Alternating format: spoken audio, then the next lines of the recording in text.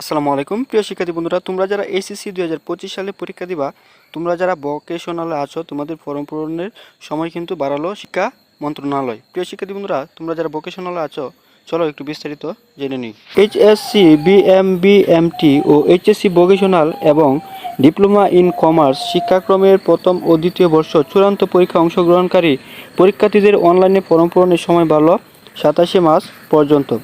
শিক্ষা মন্ত্রণালয় থেকে বাড়ানো হয়েছে। বৃহস্পতিবার 13 মার্চ বাংলাদেশ কারিগরি শিক্ষা বোর্ডের পরীক্ষা নিয়ন্ত্রক মোহাম্মদ ইয়াফায়াতুল্লাহ স্বাক্ষরিত বিজ্ঞপ্তিতে জানানো হয়েছে। বিজ্ঞপ্তিতে জানা যায়, চূড়ান্ত পরীক্ষায় অংশগ্রহণকারী পরীক্ষার্থীদের অনলাইন টিসি ও পিসি নম্বর এন্ট্রি ও ফর্ম পূরণের তারিখ আগামী 27 মার্চ পর্যন্ত সময় বৃদ্ধি করা হয়েছে।